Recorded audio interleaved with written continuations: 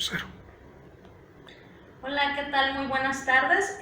Mi nombre es Ana Luisa Guadalupe Hernández Oliva y en esta ocasión nos disponemos a llevar a cabo una actividad práctica del módulo 400, que es la propedéutica en el campo de la psicología clínica. ¿En qué consiste esta actividad? Pues básicamente en llevar a cabo a una entrevista a un profesional de la psicología que tenga la experiencia y nos pueda compartir sus vivencias relativas precisamente a lo que es el área clínica, con la intención de profundizar en diversos aspectos y en diversos factores que son de importancia para desempeñarse precisamente en dicha área. Y bueno, en esta ocasión nos acompaña el licenciado Welter Salvador Sánchez Galicia, quien es psicólogo de profesión, cuenta con numerosos cursos, talleres, diplomados, másters y maestrías en diversas áreas de la psicología y que cuenta también con la experiencia necesaria y suficiente en el campo de la psicología clínica. Él actualmente se desempeña como profesional de esta área en un consultorio de carácter privado, es un profesionista independiente y además contribuye también con el área de la docencia y la investigación. Y pues bueno, en esta ocasión nos acompaña para profundizar y charlar un poquito en este tema. Welter, te agradecemos muchísimo la oportunidad y pues que nos permitas platicar un poquito acerca de lo que es el área de la psicología clínica, ¿verdad? Bien, bienvenido, muchas gracias. Bueno, Welter, se habla muchísimo de psicología clínica. Sinceramente es de pronto necesario tener un acercamiento y un contacto con quienes se desempeñan en esta área específica de la psicología para tratar de abonar un poquito al respecto. ¿Qué es la psicología clínica, Welter? Bueno, la psicología clínica es una subdisciplina de la psicología que nos ayuda a entender tres elementos básicos, lo que viene siendo la evaluación, el diagnóstico y el tratamiento de las enfermedades mentales. Es prácticamente esos tres elementos. Es una subdisciplina que por muchos, bueno, es entendida, leída, pero muy poco practicada. Dentro de la psicología, pues bueno, está en boga mucho la psicología laboral, lo que es capacitación y algunas otras áreas que están realzando, pero la psicología clínica viene siendo como el eje central de la psicología, porque es como el tronco común del cual nos vamos a tomar todos para poder desempeñar cualquier disciplina en cualquier área que se pueda aplicar la psicología, ¿no? Excelente. ¿Podemos entender que psicología clínica y evaluación psicológica son dos conceptos que caminan de la mano? Sí, evaluación psicológica es la primera parte que nosotros hacemos. El primer elemento es hacer una evaluación del estado mental de la persona. Habiendo hecho la evaluación del estado mental de la persona, obtenemos un perfil psicológico. Ya sobre el perfil psicológico y el estudio del contexto de la conducta del individuo, podemos nosotros ya ahora sí hacer un diagnóstico, un psicodiagnóstico, con el cual, ya habiendo hecho el psicodiagnóstico, buscamos el origen del trastorno específico que nos está presentando la persona y ya sobre eso se da terapia. Es un proceso un poquito amplio, pero si se sabe hacer paso por paso, llegamos a ejercer nosotros un proceso terapéutico ya específico en determinada temática del individuo en el cual vamos a lograr cambio. Al final de cuentas, la terapia es un proceso de cambio. Correcto. Cuando hablamos de enfermedades mentales y hablamos también de una terapia como un proceso de cambio, ¿cómo podemos entender el final de ese proceso? ¿Pudiéramos decir que se trataba de un paciente enfermo que se alivió literalmente? ¿O podemos entender que había una conducta desadaptativa que simplemente sufrió una modificación para bien de la persona? ¿Cómo podemos entender ese proceso? Bueno, aquí hay, dentro de la psicoterapia hay dos vertientes muy claras, muy definidas. Una nos dice que la psicoterapia, la finalidad es mantener el bienestar del individuo, el equilibrio, la famosa homeostasis. Trabajamos terapia cognitiva conductual, cognitiva, la constructivista, y todos llevan al mismo fin, el mantener una homeostasis, un equilibrio en la persona. Está, por otro lado, la otra corriente que es un poquito más psicodinámica, que nos dice que el paciente se logra controlar en su sintomatología, aunque posteriormente, si se dan ciertas condiciones que potencialicen de nuevo sus conductas, pues van a volver a surgir. O sea, hace que una persona que está deprimida controla toda su sintomatología, pero más adelante está más propensa a recaer en esa depresión o en algún otro tipo de trastorno. Y es precisamente entonces la terapia la que le otorga las herramientas para que pueda llevar a cabo la regulación de esa conducta de una forma más equilibrada. Así es, pero para vida de nosotros comenzar a regular la conducta tenemos que evaluar cuáles son las conductas. Existen conductas que son fuente y hay unas que son consecuencia. Entonces nosotros, llegando a la conducta fuente, que es la original, nosotros podemos modificar ciertas conductas que se derivan de esa original, o ciertas ideas que surgen a partir de esa conducta original. Nosotros, logrando llegar a esa conducta fuente, que muchas veces es llamada por algunos profesionistas como el factor fundante o el acontecimiento fundante, nosotros podemos modificar esa parte y hacer un efecto dominó donde todas las demás conductas que van de la mano, se vayan reacomodando, se hace como un ajuste. Al final de cuentas, si modificamos una pieza, el sistema se logra modificar. Ok, excelente, perfecto. Walter, de pronto se escucha mucho o se lee mucho ligar a la psicología con la psiquiatría. De pronto, sobre todo para quienes no se encuentran profundizando en cualquiera de los dos campos, se advierte como una línea muy delgada. ¿Cuál es en realidad la diferencia entre la psicología clínica propiamente dicha y la psiquiatría? ¿Cuáles son las características que llevan a distinguir una de la otra? Muy bien. Netamente el psiquiatra lo que hace es, basándose en el manual DSM-5, Manual de Desórdenes Estadísticos Manual de Diagnóstico y Estadístico de los Desórdenes Mentales, versión número 5, que es la más reciente. Ellos, al evaluar con el paciente, detectar algunos criterios y compararlos con su manual, ellos realizan un diagnóstico y están facultados por su área médica en la cual ejercen a administrar ciertos fármacos del grupo controlado, que es medicamentos propiamente para problemas mentales.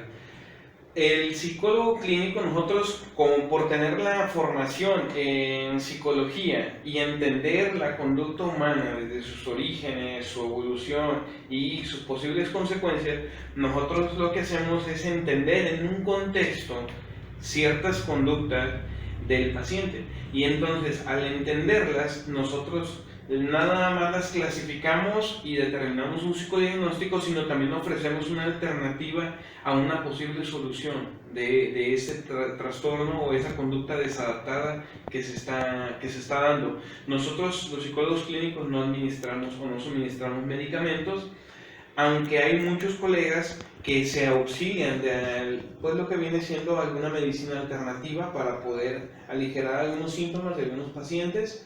También se puede proceder de manera colegiada con ellos, multidisciplinaria, donde nosotros podemos canalizar a un psiquiatra para que el psiquiatra aminore los síntomas que viene presentando el paciente, y así nosotros poder hacer una intervención un poquito más, con la persona más centrada y un poquito más relajada en sus síntomas, ¿no?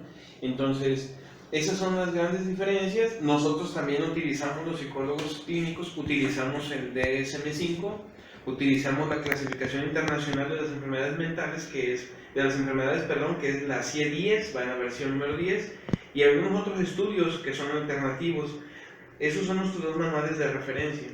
Dicho sea de paso que el DSM-5 está elaborado por psiquiatras.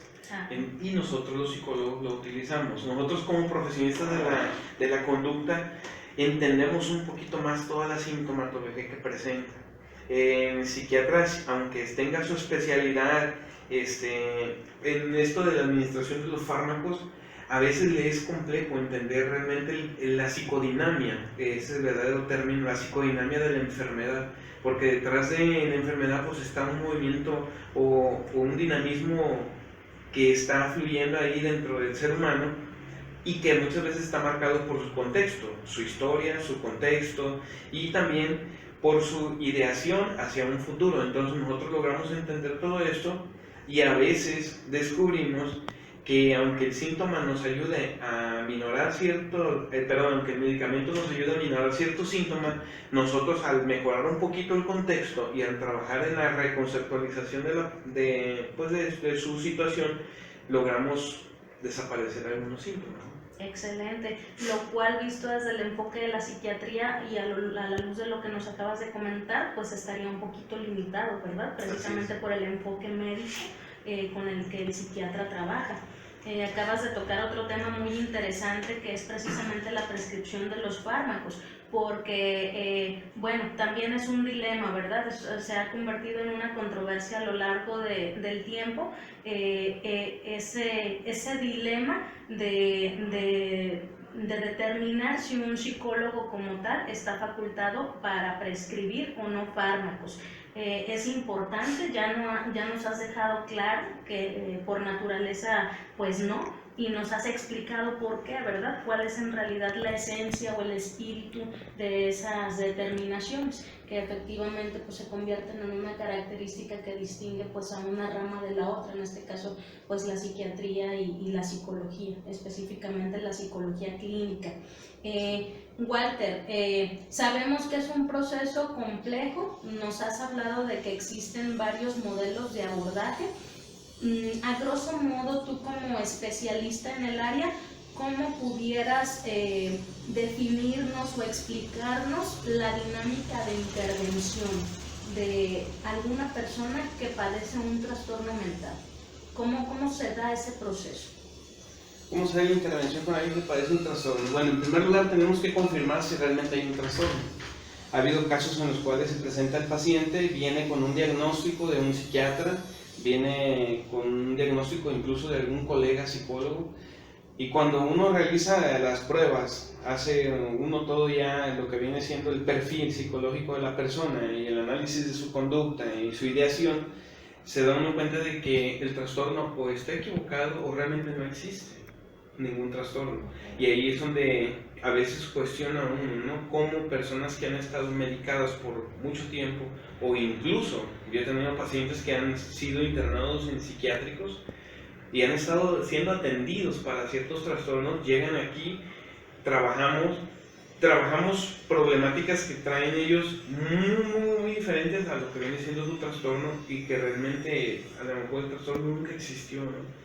Entonces ahí es donde a veces cuestionamos hasta qué punto, bueno, la intervención también de ciertas instituciones pues está siendo lo más adecuada que se pueda, incluso pues está realizando conforme los procedimientos y los protocolos que debe de haber, ¿no?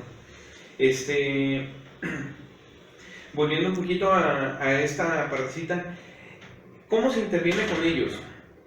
Cuando el paciente está muy alterado, hay dos momentos. Hay un momento en el que llega la persona en crisis con un brote, o hay veces que llega la persona previo a un brote. Entonces, cuando ya la persona viene en un brote psicótico, por lo regular no llega solo, llega acompañado de un familiar o de varios familiares. Ahí yo siempre, en lo personal, pido que un familiar esté con él para que me dé datos un poquito más objetivos de la persona, porque si una persona llega con una problemática específica y tiene un bloqueo emocional, o simplemente la persona tiene un brote de un trastorno, por ejemplo una hipocondriasis, donde la persona inventa síntomas, enfermedades y todo, entonces su discurso se vuelve, de esa parte para acá, se vuelve subjetivo, se vuelve manipulado. Entonces si yo comienzo a hacer mis anotaciones y elaboro un diagnóstico a partir de esas anotaciones, mi diagnóstico va a ser equivocado, porque la evidencia que estoy tomando no es la verdadera, no es objetiva. En cambio, si yo tomo un segundo criterio, un segundo punto de vista, que es el familiar que está a un lado y que me está diciendo realmente eso pasa, o realmente no pasa eso, pasa esto, entonces yo confirmo mi información y así me puede ayudar un poquito más para poder dar un perfil un poquito más acertado de la persona. Está el perfil psicológico y está el perfil nosológico, que ya es un diagnóstico, ver qué enfermedad tiene, si es que la tiene o si simplemente presenta un síndrome o un episodio o si simplemente nada más presenta ciertas características. Eso es en cuanto a si viene acompañado o no, se obtiene la información, se le aplican pruebas, nos auxiliamos de la psicometría, se le aplican pruebas dentro de lo posible, una batería de pruebas mínimo de 5 test, en el cual pues bueno, se saca un perfil un poquito, con algunos test proyectivos y algunos inventarios, se saca un test, una fuente un poquito más confiable, ¿no? Entonces ya tenemos los datos, la que nos proporciona el acompañante, el mismo paciente, tenemos los test y aparte hacemos un momento de observación en el lugar donde se le deja alguna actividad libre, pero se le dan ciertas instrucciones que debe de llevar esa actividad libre para ver si acata reglas, si pone atención, qué tan pronto la ejecuta, cómo la ejecutas, y entonces ahí nosotros vemos tolerancia a la frustración y todo eso a través de su lenguaje verbal y no verbal. Otra partecita que debemos de conocer nosotros, ¿no? La parte del lenguaje verbal, no verbal, microexpresiones, la morfopsicología también es muy esencial. Entonces ya tenemos 3 informaciones que si nosotros decidimos hacer una intervención todavía más profunda, se puede hacer una historia clínica aplicada a lo que viene siendo los padres. Una historia clínica en la cual nos hable acerca de su prenacimiento, su posnacimiento y el perinacimiento, que es alrededor del nacimiento, realmente cómo se dieron esas condiciones para nosotros lograr entender más el dinamismo de su estado emocional. Entonces ya con toda esa información, ahí es donde entra lo que nosotros conocemos como razonamiento clínico. Razonamiento clínico es cuando ya el psicólogo agarra toda la información y la integra. ¿Sí? La integramos, sacamos un perfil y sobre ese perfil ya podemos decir nosotros está presentando, comparándolo con el DSM-5, la CIE-10 y algunos otros estudios, podemos decir reúne las características para este trastorno y reúne o no reúne las características. Entonces, ya habiendo hecho el psicodiagnóstico, ahora nosotros como psicólogos nos vamos a dónde está el origen de ese trastorno, en cuál de todo este discurso y este conjunto de información se encuentra el punto medular que está haciendo que se desate ese trastorno. Cuando nosotros le damos terapia a este origen, cuando nosotros vamos a la fuente, estamos haciendo psicología. Y no cualquiera más. Excelente. Cuando nos dedicamos nada más a dar terapia al síntoma, pues caeríamos en el mismo detalle de los psiquiatras de curar el pequeño síntoma o aminorarlo. Una persona me dice, vengo estresado, haz 2 ejercicios, presionas un cojín, te desahogas, te vas y crees que ya solucionaste tu problema de estrés, pero nunca atacamos por qué se estresa la persona. Puede haber complejo de inferioridad, puede haber intolerancia a la frustración o incluso algún grado de neurosis. Entonces necesitamos ir al origen. Cuando uno va al origen, atacas el origen de fondo, los acontecimientos fundantes, eso es hacer psicología. Y eso es lo que yo siempre he enseñado en el aula y trato de ejercerlo aquí con el testimonio. Hay que hacer psicología, hay que ir al origen de todo, porque no podemos pasarnos la vida dando paliativos. En el consultorio no se dan paliativos. Y en el consultorio no es para hacer sentir bonito a la gente, ni para hacer que la gente se sienta bien. Ese ya es algo secundario. Aquí se generan procesos de cambio, y cambios siempre para bien y para crecimiento del desarrollo de la persona. Si todo lo que hacemos genera un cambio y ese cambio es para que la persona crezca, se desarrolle como persona, estamos haciendo bien. Si esa terapia que estamos recibiendo, ese servicio que nos están dando, no nos está generando un cambio en nosotros, aunque sea mínimo, estamos perdiendo tiempo y estamos engañando a las personas. Y ahí es donde cometeríamos una grave falta de el querer vender un servicio que aparentemente cura y no cura. Y caeríamos en lo que caemos veces cositas milagro, ¿no? Los productos milagro que te dicen te va a curar de esto y realmente no te cura, ¿no? Entonces ahí es donde tenemos que trabajar esa partecita. ¿Y qué más procede aquí? Cuando la persona viene con inicios de una síntomas de una depresión, con inicios de problemas de estrés, inicios de ansiedad, vienen con cierta problemática previa a ya tener un brote, ahí se trabaja con la persona, principalmente se trabaja solos, se aplican lo mismo, test, una entrevista clínica, que por lo regular la hacemos integrativa desde el enfoque bio, psico, cognitivo y social, y trabajamos la otra parte de pruebas psicométricas y una pequeña observación, 15 a 20 minutos, alguna actividad libre e incluso una actividad dirigida. ¿Sabes qué? Realízame el laberinto, resuélveme este acertijo, resuélveme cierta problemática, o incluso utilizamos dilemas para que la persona se ponga un poquito a trabajar sobre esa meta, ¿no? Ya sobre eso, pues procedemos a hacer el diagnóstico, el psicodiagnóstico. Y ya de ahí lo demás es exactamente lo mismo. Perfecto, muy interesante. En cuanto a la aplicación de los instrumentos, toda la variedad de instrumentos en psicología que existen pueden ser aplicables a todo tipo de trastornos, o existe una clasificación específica que se da en función de cada trastorno, de cada situación en particular. ¿Cómo funciona esa parte? Mira, la psicometría es muy amplia. Existen más de 1000 test, ¿no? Más de 1000 test. Hay test, inventarios, cuestionarios, escalas. Pero los principales, así, las grandes como divisiones que existen es los test proyectivos, que simplemente su nombre lo dice, valga la redundancia, proyectan el estado de ánimo y su forma de entender lo que está pasando en ese momento ellos, cómo se sienten en su casa, en relación con sus padres, en relación con su madre, en relación con sus hijos, en relación con el sistema, en relación con una situación estresante como es persona bajo la lluvia. Entonces, él nos proyecta cómo estamos nosotros ubicados en este momento y qué es lo que principalmente nos ayuda a crecer como personas y qué es lo que nos está interrumpiendo, cómo son nuestras interacciones para con nosotros mismos y para con los demás. Eso es lo que nos hacen los proyectivos, dibujos y algunos otro tipo de actividad que se realiza. Y en la parte de test ya un poquito más instrumentalizados, tenemos unos que son de personalidad y hay unos que son netamente nosológicos. Los de personalidad pues nos dicen cómo es nuestra personalidad, cómo nuestra forma de ser, cuáles son nuestras conductas predominantes, cuáles pueden ser nuestros factores de riesgo y todo eso.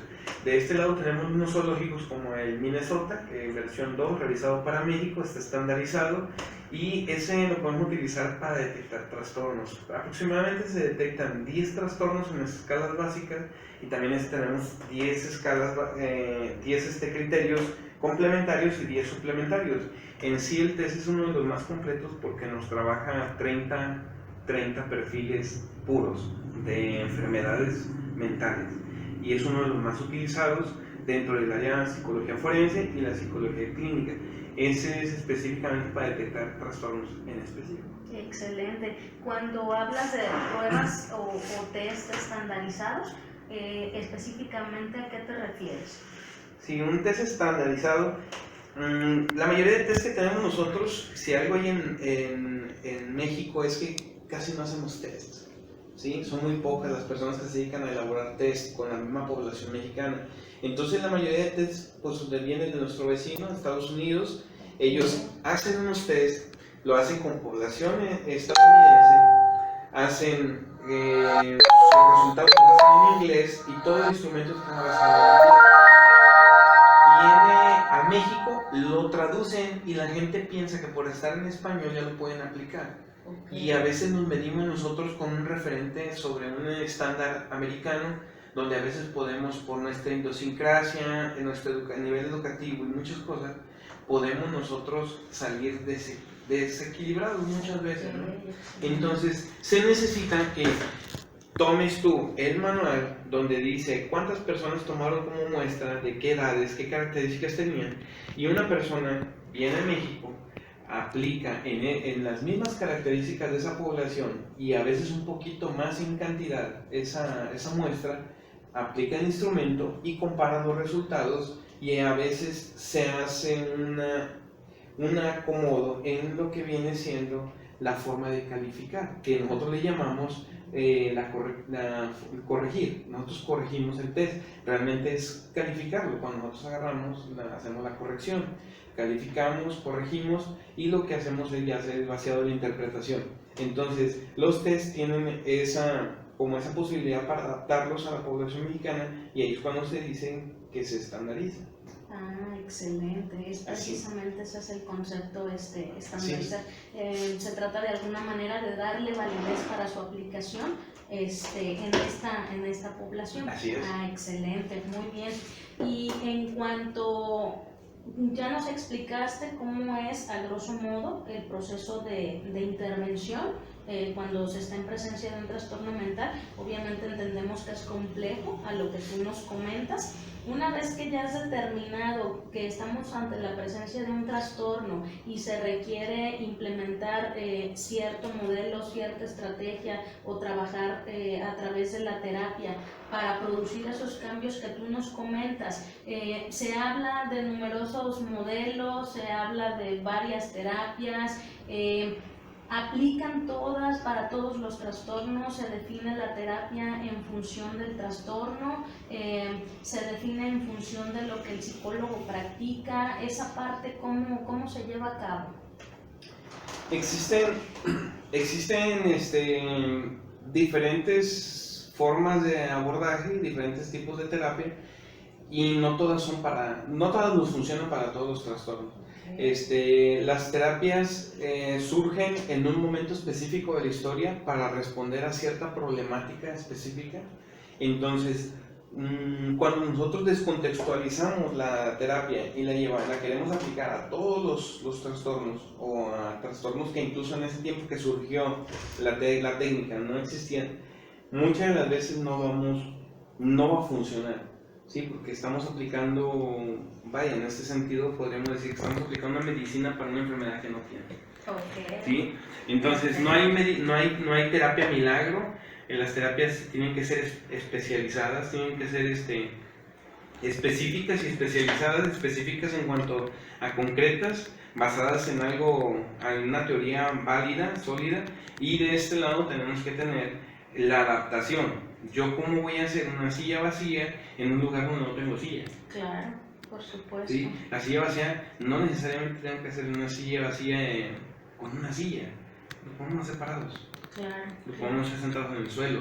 El detalle es de que muchas de las veces se cae en este nominalismo donde decimos tiene que ser así, y así lo dice el manual, y así lo dice la hojita, y así lo han hecho los viejos, por eso hay que hacerlo igual. Entonces siempre hay esa lucha entre conservadores y la gente que quiere un poquito ir de avanzada, ¿no? La APA de psicólogos, porque hay una APA de psiquiatras, que es la que hizo el manual. La APA de psicólogos, y que es la que nos propone la forma de citación y todo eso en nuestros trabajos. La APA de psiquiatras, que es la que nos hizo el manual, el DSM-5, y la Asociación de Psicólogos de México, la Sociedad Mexicana de Psicología, nos hacen a través de escritos, a través de sugerencias, nos dicen qué trastornos se presentan y cuáles son sus posibles terapias que sean más eficientes a la experiencia de los miembros de ahí. Se hace un consenso, se pide un poquito el punto de vista de tú qué técnicas has utilizado, qué enfoque esto, y a través de los testimonios y todo, ellos elaboran una lista del trastorno y sus terapias que son más ad hoc, ¿no? De este lado también la APA nos hace las sugerencias, hay unas publicaciones que hace la APA en su página donde dice ahí también los trastornos, cómo deben de ser tratados o con qué nos sugieren ellos ser tratados. Para vida de esto, una determinante es el trastorno que presenta la persona o la conducta a modificar, y segundo, también aquí está la forma de ser de la persona. Porque yo con una persona que es netamente racional, yo no voy a utilizar una terapia imaginativa como la Gestalt. Yo no me voy a poner a que imagine y a que se deje guiar y a que suelte su emoción si él es netamente racional. Entonces ahí entraría una terapia cognitivo-conductual entra una terapia constructivista, entra una terapia de paradigmas o una terapia estructural o incluso sistémica estructural o analítica. Entonces, todo depende también de la forma de ser el paciente. O sea, no nada más es yo aquí curo con esto y bienvenidos, ¿no? Sino necesitamos como psicólogos tener el conocimiento de diversos enfoques para cuando venga el paciente, basados en la problemática que trae y su forma de ser o su personalidad, nosotros poder dar una terapia lo más adecuada que se pueda. Pues qué interesante, sinceramente. Se requiere entonces, imagino, mucho trabajo de investigación y de estudio para estar revisando cotidianamente la aplicabilidad de esas terapias. ¿Es posible realizar propuestas acordes a los nuevos tiempos? ¿En un futuro próximo podrán variar? Sí, bueno, aquí lo básico y lo esencial del psicólogo tiene que ser la actualización. Tenemos que estar actualizados porque día con día van surgiendo nuevas submodalidades, vienen nuevas modalidades de psicoterapia y nosotros tenemos que ir entendiendo a qué problemáticas corresponde cada una de ellas y no por el hecho de que sean nuevos no sirva.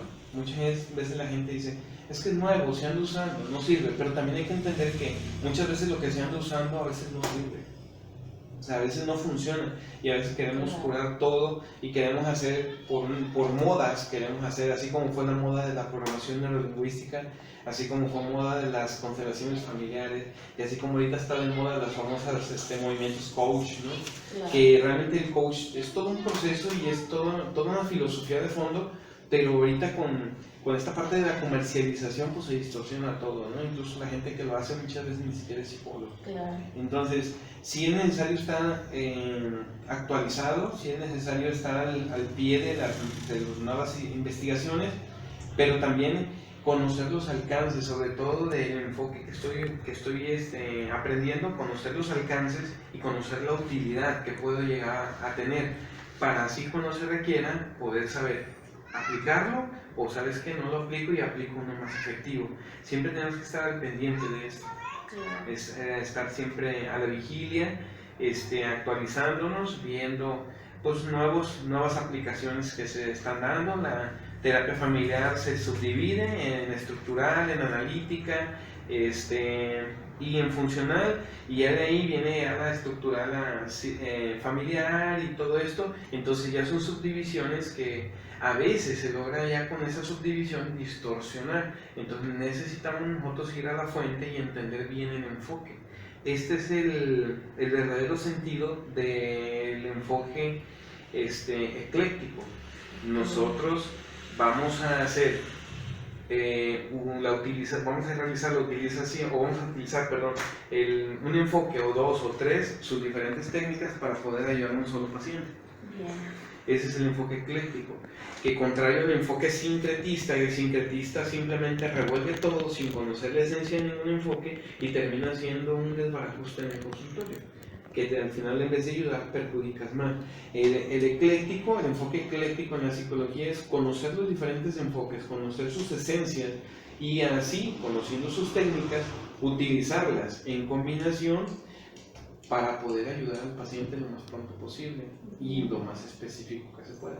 Por eso necesitamos no casarnos con un enfoque, sino aprender de los diferentes enfoques. Todos los enfoques tienen algo que aportarnos. El detalle es de que cuando ya nos casamos con uno solo, también aquí hay una corriente en la psicología que nos dice que tú solamente tienes que utilizar uno y que no debes de revolver.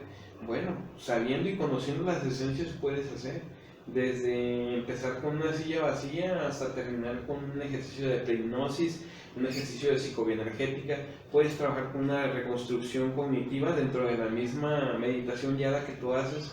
O sea, muchas cosas que se pueden ir entremezclando, sin revolver todo simplemente unido y estructurado con la misma intención de ayudar al paciente. Porque aquí el que nos interesa es el paciente. No es demostrar que sabemos, es que el paciente cambie. Que verdaderamente se logre un bienestar para él. Excelente. Híjole, pues ahora sí que es un área de mucho estudio y de un análisis muy profundo. ¿Requiere un psicólogo un entrenamiento específico para poder incursionar en el área clínica? Quiero pensar que sí, por lo profundo que es. ¿Cuánto tiempo necesita entrenarse? ¿Qué cosas necesita aprender para poder agotar bien este proceso y sobre todo para poder hacerlo bien en función, como bien lo dices, del bienestar de un paciente? Bueno, es necesario, sí, sí es muy necesario el entrenamiento, la capacitación. Ahorita hay muchas formas de capacitarnos, que hay que entender aquí el desarrollo de la habilidad terapéutica y también incluso el razonamiento clínico, pues, se va adquiriendo conforme va uno aplicando los conocimientos de habla y los conocimientos que adquirimos por fuera, los vamos aplicando y vamos desarrollando esa pericia, como esa competencia, vaya. El detalle aquí es pensamos nosotros, hay un error que se comete aquí, que pensamos nosotros que el hecho de irle a ayudar a alguien a acomodar expedientes, estoy entrenándome, ¿no? O estoy aprendiendo a ser psicólogo clínico, ¿no? Aquí se requiere realmente un entrenamiento donde tengas una persona que esté contigo y tú comiences a hacer con la guía de esa persona y te esté orientando y te esté corrigiendo y te esté nutriendo esa experiencia para que, lejos de ser traumática por decir le fallé o simplemente me trabé o no pude sacar ese momento que me tocó intervenir, que él realmente te dé las herramientas y que realmente contribuya a que tú crezcas como psicólogo. El detalle aquí es, no es lo mismo ayudar que entrenarte, ¿sí? Yo puedo pasarme 10 horas al día, 10 años, viendo un albañil cómo hace bardas, y el día que me dicen haz un pedacito de barda, no voy a pegar un ladrillo. En cambio, si él me dice, mira, ven, te voy a mostrar, esta es la forma de hacerlo, ven, párate aquí, pon el ladrillo, inténtalo. ¿Sabes que quedó chueco? Yo te ayudo. El detalle aquí es de que necesitamos esa guía, necesitamos apegarnos a gente que nos aporte, ¿sí? Y lejos de admirar a esa persona, pues realmente es acercarnos a alguien que realmente nos pueda construir en esta parte, porque al final de cuentas es un entrenamiento, estamos desarrollando una habilidad, el razonamiento clínico, la parte del diagnóstico, la parte de aplicación de pruebas, todo requiere un entrenamiento específico. Hay ahorita especialidades en entrevista clínica, hay libros incluso especializados en entrevista clínica, hay libros especializados en microexpresiones, hay libros especializados en morfopsicología, hay libros especializados en lo que viene siendo el psicodiagnóstico, hay libros especializados en lo que es la psicometría, hay test. Entonces necesitamos aprender a aplicarlos, a hacer lo que viene siendo la interpretación y el manejo de los resultados. Y ya sobre eso también están las psicoterapias específicas que vamos a ir aprendiendo cada día con día. Entonces, todo requiere su tiempo extra, todo requiere su aproximación, el acercarnos, ya sea en libros, ya sea en personas expertas en esto, y pues sobre todo el acompañamiento directo de una persona, ¿no? Y ahí son dentro de lo del famoso juramento hipocrático, ¿no? Nosotros les duele mucho a muchos doctores saberlo y que se los digamos de vez en cuando, pero somos del área de la salud. Claro. Entonces, al ser del área de la salud, también nosotros nos debe de preocupar el ser humano integral. Claro. Y también a veces dar ciertos consejos en el área de la salud general, porque nosotros no nada más es la parte emocional, sino también hay un cuerpo, también están ciertas ideas y otras cosas. Entonces, conforme a la parte con los médicos, nosotros somos del área de la salud, y al acercarnos un poquito a esto, la pericia nos la va a ir dando los años. ¿Se requiere entrenamiento especial? Sí, se requiere. ¿Se requiere estar actualizado? Sí. El detalle aquí es de acercarnos a las fuentes un poquito más profesionalizante, porque yo no puedo ser profesionista agarrando un curso de cómo ser terapeuta en 10 minutos, ¿no? Claro. Ya a mi nivel, yo ya tengo que buscar una capacitación, ahora sí, un poquito que me nutra más. No es lo mismo un curso que tú tomas cuando estás estudiando psicología, a uno cuando ya estás recién egresado, y a otro cuando ya tienes 10 años en la psicología. Cada vez eso te va a ir pidiendo acercarte más a las fuentes de la psicología, gente que realmente está pensando la psicología. Ahorita también se habla de psicología filosófica y filosofía de la psicología, donde se hace ese cuestionamiento donde si realmente la psicología es una parte médica o realmente nada más es una filosofía de vida. Y ahí es donde viene todo este cuestionamiento y ellos pues deducen que la psicología en cierta manera es una forma de ver la vida, ¿sí? Una forma de que tú aprendes o te transmiten ciertas experiencias y vas agarrando ciertos constructos que te van a ir ayudando a ser feliz, a tener bienestar, a tener equilibrio, y a las enfermedades y a los problemas o trastornos o traumas que no podemos resolver, pues se ven de otra manera nada más. Entonces es una forma de vivir, vivir óptima. Se habla de la persona saludable, Langman y todos ellos hablan de lo que viene siendo Sidney, y todos ellos hablan de la personalidad saludable. Y ellos dicen, bueno, todos nos hablan de enfermos, todos nos hablan de trastornos, todos nos hablan de gente que está dañada, todos quieren ver en alguien, pues una persona que está lastimada y herida por la vida, pero ¿y dónde quedan las personas saludables? ¿No? Claro. Y realmente, ¿quién nos dice dónde está el perfil de una persona saludable? Y ahí es donde empiezan a reflexionar ellos. Excelente reflexión. Y en relación con la ética, que bien lo acabas de tocar hace unos momentos, ¿qué hay de este tema cuando se trabaja con el área de psicología, específicamente el área clínica? ¿Qué importancia tiene la ética en el psicólogo para este desempeño? Muy bien. Nosotros normalmente nos regimos por el Código Ético, Sociedad Mexicana de Psicología, coordinando ahí los trabajos con algunos psicólogos, elaboraron lo que es un intento de un código ético. Ahorita están incluso problemas de los derechos de autor y que quién realmente se va a hacer cargo y quién va a recibir las regalías, pero bueno, mientras ellos arreglan eso, hay otros intentos. Está la Federación de Psicólogos y están otras instancias que también están luchando por hacer un código un poquito más integral, más humano, de lo que es la atención y el servicio del psicólogo, ¿no? Pues realmente van a regular un poquito la atención, el manejo de información y sobre todo el trato y el cuidado del paciente. Cosa que se les escapa, el código ético pues no menciona nada de lo que viene siendo ya con el paciente enfermo en sí, qué se puede hacer y qué no se puede hacer. Aquí va mucho a su conducta social, va mucho a tu fachada de psicólogo, que tenemos que ser austeros, que no debemos de asistir a lugares masivos, a shows y todo eso. Entonces realmente cuidan la fachada del psicólogo, o sea, muy bonita y te la cuidan, pero realmente el servicio así tal cual, dan ligeros así como pasoncitos, pero realmente no abordan realmente cómo debe de ser.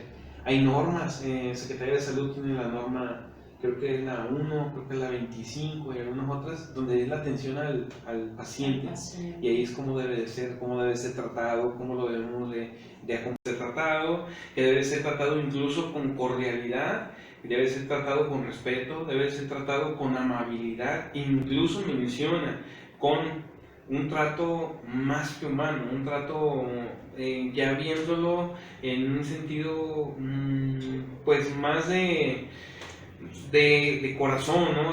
Con cariño, con amor, así. Esa sería la síntesis. ¿Sí? Viendo al ser humano ahí, acogiéndolo como algo que está sufriendo o alguien que está sufriendo y que nosotros lo podemos tomar de la manera más delicada que se pueda y ayudarlo.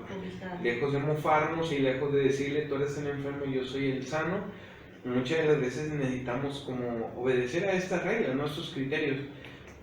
El código ético nos rige al psicólogo clínico netamente, pues está hecho por la mayoría de psicólogos clínicos. Aumentaron un apartadito por ahí de la psicología forense, que son 2 hojitas, pero en sí realmente nos habla de la confidencialidad. Nosotros, desde que entra el paciente y pone su primer pie dentro del consultorio, es nuestra responsabilidad. Adentro es nuestra responsabilidad, afuera es su responsabilidad de él. Entonces ya cuando entran, nosotros ya podemos aquí trabajar y viene una confidencialidad que implica manejo de la información y resguardo. el único que puede tener llave de los archivos y acceso a los archivos de aquí del consultorio es el psicólogo. ¿Sí? Segundo, aparte del resguardo, la utilización de esa información, tanto escrita como verbal. Yo no puedo evidenciar a alguien, decir, allá va mi paciente, fíjate que al hijo de él yo lo evalué, fíjate que su esposa tiene esto. Entonces, aún siendo una persona de extrema confianza mía, yo no puedo evidenciar. ¿Sí? Sí existen oficios de derivación donde yo puedo mandar a una persona y derivarla a otro psicólogo o otro profesionista, donde yo dé a conocer la información lo más concreta que se pueda y lo más profesional. ¿Para qué? Para que se le dé un seguimiento. Pero yo no puedo evidenciar a una persona. Segundo, tengo que tener resguardado la información. Tercero, yo no puedo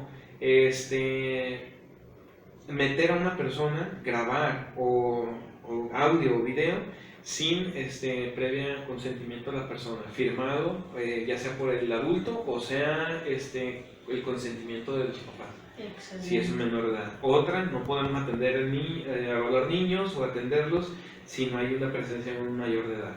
Excelente. Siempre tienen que estar presentes. No es de que se lo dejo, me voy a ir mientras a tomar un café y luego vengo, ¿no? No es guardería de niños, es un consultorio de psicoterapia, y aquí pues bueno, tiene que estar el papá o la mamá o igual a un adulto.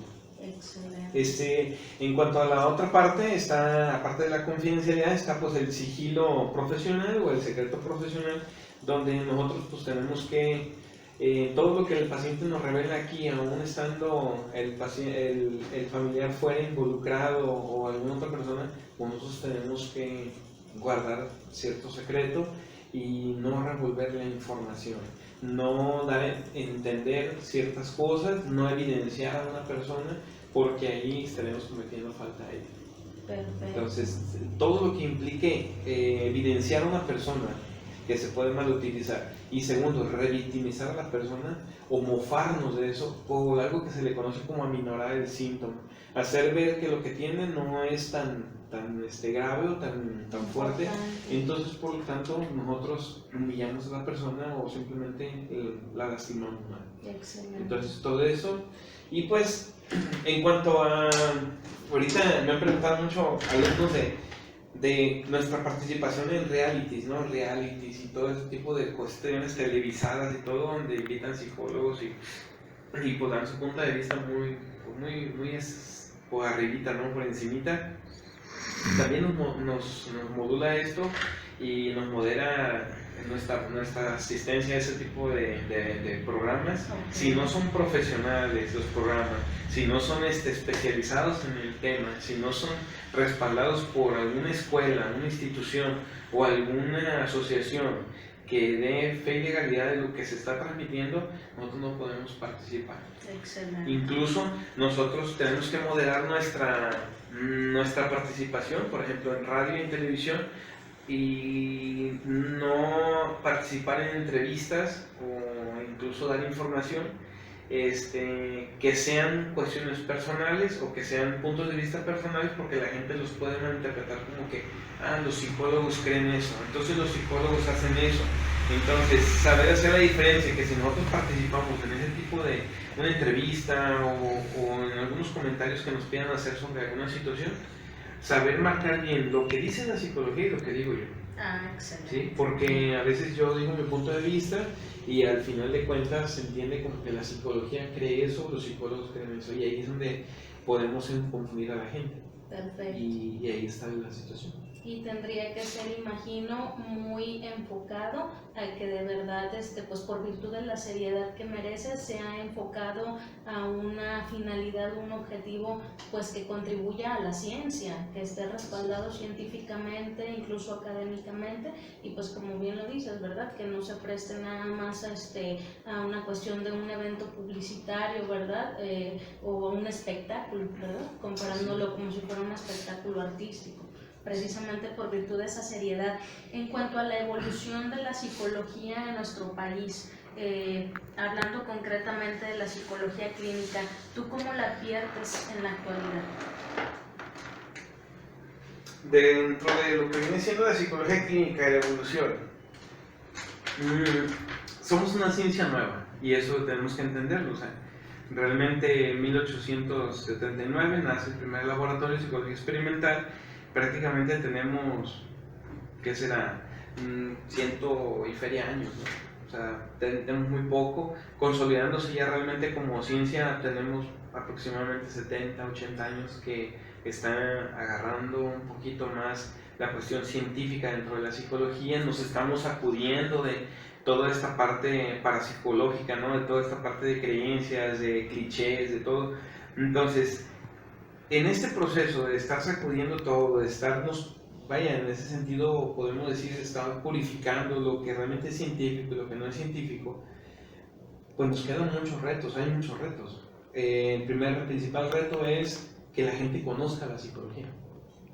Bien. A mí me decía un señor, es que lo que pasa es que yo vengo aquí, vengo obligado, y vengo porque no creo en los psicólogos. ¿Sale? Y yo le decía, pues qué bueno que no crees en los psicólogos. Yo también hay psicólogos en los que no creo, pero creen en la psicología te va a ayudar. Bien. ¿Sale? A lo mejor yo como ser humano tengo muchos errores, pero la psicología, la cual yo conozco un poquito más que todo, esa te va a ayudar porque es una ciencia y tiene sus métodos, y tiene sus pasos, tiene sus procesos y tiene sus resultados. Excelente. Entonces ahí es donde, como psicólogos, está esa partecita. Necesitamos nosotros que la gente conozca. La mejor manera de promover la psicología es que la gente lo conozca, que pruebe la psicología. O sea, realmente ofrecer el servicio, ofrecer un servicio de calidad, un trato cordial, amable, respetuoso y sobre todo útil. Que sea útil. Lo que nosotros le demos a la persona hay que ser la dependiente de nosotros. A la persona hay que enseñarle a que haga ejercicios para trabajar su estrés, que haga ejercicios para trabajar su ansiedad, y que los pueda hacer en su casa y los replique cada vez que sienta esos episodios, y que no esté hablándonos por teléfono y decir quiero una cita para que me vuelvas a desestresar o para que me vuelvas a hacer ejercicios para quitar mi ansiedad. No, sino que sean autosuficientes. Bien. Entonces esa es una parte, que conozcan la psicología. Segundo, como somos una ciencia nueva, pues mucha gente va a dudar de nosotros, y a esa gente la única manera de nosotros demostrarle es pues dándole a conocer la parte científica de la psicología, mostrarle con hechos realmente que la psicología puede transformar personas, y ahí es donde está nosotros defenderlo. La mejor manera de defenderlo no es atacando, sino más bien es enseñándole a la gente realmente qué es la psicología y qué no es la psicología. Ahorita con las redes sociales cualquier persona lee un encabezado o una publicación de alguien y cree que eso ya es porque los psicólogos lo dicen ya, y porque dice ahí que los psicólogos dicen, pero realmente quieren saber de psicología. Mucha gente opina sobre psicología, habla de psicología, pero realmente no tienen ni idea de lo que es la psicología.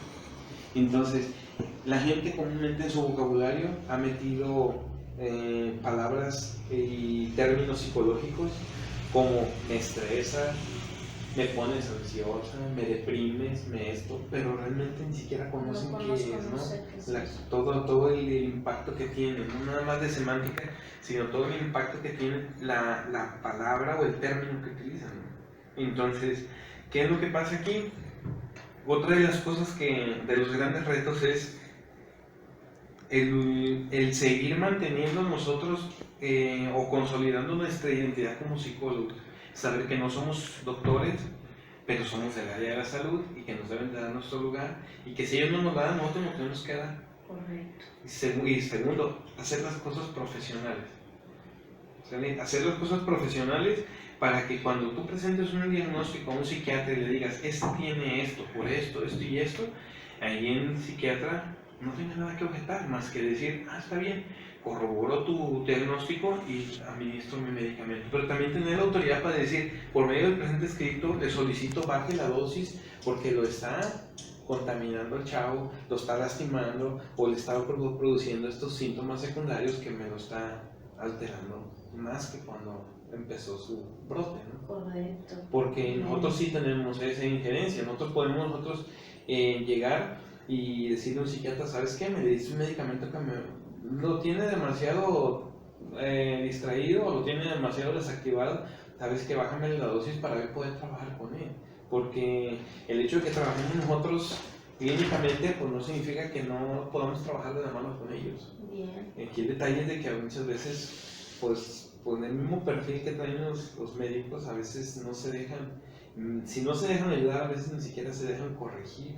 Entonces ahí es donde está el detalle. Necesitamos nosotros conocer también psicofarmacología, necesitamos conocer endocrinología, lo básico para ver las cuestiones hormonales y todo eso, que no es lo mismo una depresión endógena que una depresión exógena. Una depresión exógena ocasionada por una situación externa y una depresión endógena ocasionada por la alteración hormonal de una persona. Entonces necesitamos conocer para en qué momento poder dar psicoterapia, en qué momento dar solamente medicamento y mandarlo con el profesionista, o igual una intervención mixta para poder ayudarlo mejor. Entonces, esos son los grandes retos y sobre todo, al hecho de ir tomando identidad, el hacer las cosas bien. Nuestro gran reto es cómo se va a dar a conocer, cómo se va a tomar identidad, cómo va a crecer la psicología, cómo esto, lejos de ponerse de moda, es haciendo las cosas bien, haciendo las cosas conforme a procedimientos, conforme a ciertos pasos, crear procesos. Un maestro me decía, la psicoterapia es un proceso de cambio. Es un proceso, o sea, tiene varias partes, no hay que acelerarlo, son los pasos que llevan determinados tiempos cada uno de ellos y al final de cuentas terminan en un cambio. Entonces, ahí cambio de conducta, cambio de pensamiento y cambio de muchas cosas. El detalle aquí es de que es un proceso de cambio y la psicoterapia que no ayuda a cambiar a la persona, no es psicoterapia. Correcto. Estamos dando paliativos, estamos engañando a la gente, estamos presentándonos como psicólogo milagro y no podemos ser así. También hay que reconocer nuestras limitaciones. Por ahí, no recuerdo, uno de los libros que estaba checando decía que a veces nosotros nos creemos los supermanes, ¿no? Y queremos solucionar todas las situaciones de los pacientes y al final nos olvidamos de nosotros mismos, nos olvidamos de que tenemos necesidades, de que necesitamos descansar, que necesitamos nutrirnos, que necesitamos sobre todo tener una parte emocional equilibrada. Y ahí es donde está el último consejo, y un consejo que yo le daría a los alumnos, o quienes estén estudiando psicología, que aparte de ser, pues acercarse a alguien que sabe, a alguien que los va a ir orientando en esto de la psicología, pues también que se den un acompañamiento personal, porque el hecho de tener un amigo psicólogo, el hecho de que me esté enseñando a dar terapia, no quiere decir que me esté curando yo. Entonces yo también tener mi propio asesor psicológico, puedo tener un asesor terapéutico que me diga cómo dar terapia y todo, y él puede ser un asesor también académico que me diga qué leer, qué investigar, por dónde va la situación, pero también tenemos que tener nuestro propio terapeuta, que aunque no lo veamos cada semana o cada 15 días, sí tenerlo y estar constantemente yendo a trabajar cuestiones personales, porque entre más trabajemos las cosas que se muevan en nosotros, mucho más dispuestos vamos a estar a hablar de cualquier situación en el consultorio. Yo derivaba antes a unos pacientes, los empecé a derivar con una psicóloga y de repente cuando regresaban conmigo yo platicaba con ellos y yo decía, pero ¿por qué no trabaja esta cuestión? ¿No? Yo me comuniqué con la psicóloga y le dije, o sea, ¿por qué esta temática tú no trabajas? ¿Por qué tú no preguntas sobre esta área? Entonces necesitamos cuestionarnos, o sea, realmente cuál es el área que más nos lastima, cuál es nuestro talón de Aquiles para trabajarlo y si es necesario un acompañamiento terapéutico personal para poder nosotros echar todo lo demás del conocimiento en tierra fértil y poderlo dar en frutos. Por último, yo para esta partecita yo me despediría, un maestro mío decía, a los pacientes hay que darles los frutos y no hay que darles los sudores. No hay que hacerlos llorar con la siembra, no hay que hacerlos que se desgasten, que sufran, sino al contrario, darles los frutos de toda esta cosecha que nosotros planeamos desde un principio. Hay que entregarles los frutos a ellos, no hay que darles los sudores, ¿no? Excelente, ¿no? Pues sin duda alguna muy sabia reflexión y la verdad, pues lo único que nos queda como conclusión, entre mucho conocimiento y mucha experiencia, es que es un campo de profundización que requiere verdaderamente un profundo compromiso social, una verdadera sensibilización, un entender que estamos aportando a algo que implica mucho respeto, pero que al final de cuentas, y a pesar de ser psicólogos, pues no dejamos de ser seres humanos con todo lo que ello implica. Nos queda claro que es un proceso complicado, es complejo, pero pues no sé, tú dime, ¿verdad? Creo que es muy apasionante y demasiado interesante.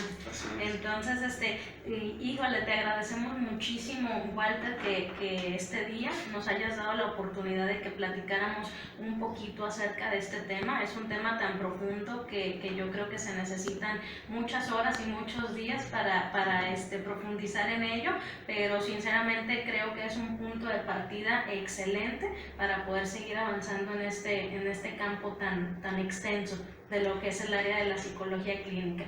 Nuevamente te agradecemos muchísimo, de verdad, la aportación. Ojalá en posteriores ocasiones tengamos la oportunidad de seguir platicando de o de muchos otros temas más en relación a la psicología. Muchísimas gracias. Y pues bueno, con esto nos despedimos. Agradecemos mucho la atención brindada. Reitero, esta fue una actividad que se realizó para el módulo 400, que es la propedéutica en el campo de la psicología clínica, y fue una actividad que realizamos para la carrera de psicología a través de la FES Iztacala, del Sistema Universidad Abierta y Educación a Distancia, SUAYED. Muchas gracias.